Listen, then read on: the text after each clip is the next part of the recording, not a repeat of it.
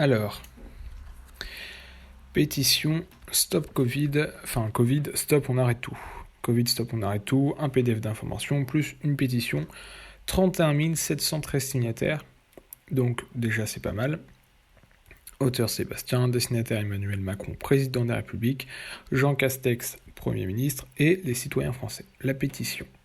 Alors en fait, je l'ai déjà lue, et je la trouve assez intéressante. Donc je vais la présenter, je vais la lire ici. Et voilà, en fait, il y a des choses vraiment pas connes dedans. Alors, la pétition. On arrête tout. Le temps de réfléchir, cette pétition a un double objectif. La pétition en elle-même et la diffusion des informations sur lesquelles elle s'appuie, contenues dans le PDF de 50 pages disponible ci-dessous. Ce document aborde de nombreux thèmes et s'appuie sur plus de 800 ressources de tout horizon. Sans nier l'importance de la pandémie, ni les décès qui en découlent, cette pétition a pour objectif de mettre fin à la folie destructrice et potentiellement bien plus délétère que le Covid-19 lui-même, qui s'est emparé de nos vies. Pour dire stop tous ensemble. Elle s'appuie sur les données et réflexions contenues dans le document PDF disponible ci-dessous et sur les pistes proposées dans les paragraphes conclusion, à défaut de solution, des propositions de ce même PDF en l'état actuel des connaissances. Cette pétition demande investissement massif dans les hôpitaux, maintenant et à long terme, investissement massif économique et humain dans une stratégie de traitement pour lutter contre la Covid-19, enquête indépendante sur le remdesivir et l'hydroxychloroquine, donc qui sont des produits qui ont été utilisés. Indépendante, c'est très important. L'arrêt du principe de confinement et la garantie que cette mesure ne sera plus jamais utilisée comme mesure sanitaire. Un troisième confinement constituerait un suicide pour notre pays. De même pour le couvre-feu et le système d'attestation dérogatoire. Réouverture des commerces, restaurants, structures culturelles et sportives, stations de ski, etc. Avec protocole sanitaire adapté à la situation, basé sur des certitudes scientifiques. Alors j'en avais déjà parlé dans une de mes vidéos. Encore le confinement, pourquoi pas, mais le couvre-feu, c'est vrai que... le confinement, oui, bon, c'est vrai que c'est très mauvais pour l'économie, mais le couvre-feu, donc non seulement, en plus de restreindre l'économie, certaines économies, et de faire chier les gens, on va pas se mentir, ça ne sert à rien, et j'ai déjà expliqué pourquoi dans une de mes vidéos, c'est inutile. Sur les masques, sans remettre en cause leur utilité dans certains cas, réalisation d'études scientifiques et indépendantes afin de déterminer dans quelles conditions il peut être réellement efficace. Circulation active ou non, type de lieu, public concerné, faciliter l'accès aux masques FFP2 ou FFP3 pour les personnes vulnérables. Effectivement, il y avait un gros débat sur le masque, parce que le gouvernement arrêtait pas de retourner sa chemise au début, genre oui il est utile, non il n'est pas utile, après on a vu des scientifiques qui ont dit oui il est utile mais que pour protéger les autres, après non, donc on sait pas trop, donc voilà. Et, ou au moins garantir l'accès à des masques de meilleure qualité. Établissement d'une clause de responsabilité des laboratoires en cas d'inefficacité de leur vaccin ou d'effets secondaires graves. Alors j'ai un peu halluciné quand j'ai vu ça, et je me suis renseigné, mais en effet, ils sont pas tenus pour responsables lorsque leur vaccin déjà ne marche pas, ou alors quand ils ont des effets secondaires. C'est aberrant, c'est totalement aberrant, donc c'est la moindre des choses. Interdiction de tout conditionnement de la vie sociale, déplacement, travail, école, accès à des événements, etc. à un statut vaccinal. Alors oui, ça j'ai déjà expliqué encore une fois dans mes vidéos pourquoi.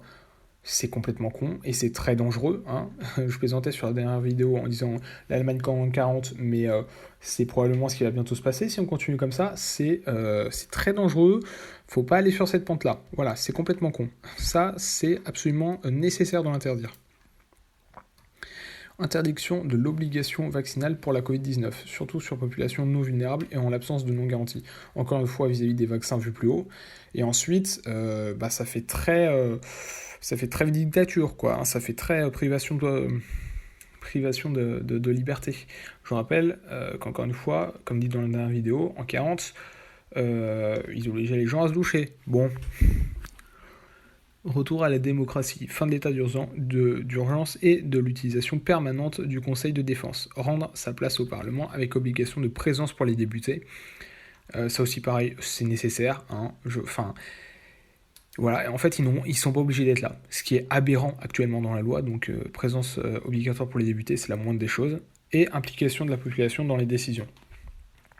Améliorer le contrôle des potentiels conflits d'intérêts à tout niveau, préserver plus que jamais les libertés fondamentales et mettre fin à la surenchère sécuritaire. Le document lié à cette pétition. Hold on, tenez bon, ce n'est qu'un terrible cauchemar, réveillons-vous. Et une autre vision de la Covid. 50 pages d'informations, de questions, de réflexions qui s'appuient sur plus de 800 sources de tout horizon à consulter en intégralité pour tenter de décrypter l'époque dans laquelle nous vivons. Pour lire ce document, hop, donc là il y a les 2 documents PDF. Introduction. Sorte de bilan de plusieurs mois d'un monde sous Covid. Voici plusieurs semaines de travail, résumées en quelques minutes de lecture ou quelques heures de consultation si vous souhaitez suivre les liens listés en fin de document pour en savoir plus. Installez-vous et prenez vraiment un peu de temps pour prendre connaissance de toutes ces informations. Vous pouvez les imprimer pour un meilleur confort de lecture et ou pour les annoter si elles vous semblent pertinentes, partagez-les massivement. Donc dans cette histoire, la Covid, on sent tous que quelque chose ne va pas, contrairement à ce qu'on entend. Il n'y a pas de vérité unique, le monde n'est pas si binaire. Alors pour tenter une autre histoire de la Covid, j'ai cherché, étudié, compilé des infos, près de 800 ressources, toutes disponibles, pour les lister, les confronter, pour tenter de comprendre ce qui nous arrive en dehors des avis des uns et des autres.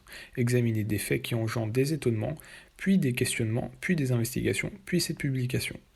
L'idée n'est pas de minimiser la Covid, mais de se poser la question du risque vraiment encouru, de la proportion des mesures prises en réaction, de leur justification, de leur efficacité ou encore de leurs conséquences, de se mettre en quête d'un peu de bon sens, de déterminer des certitudes, d'émettre des hypothèses et de confier à la science le soin de les étudier.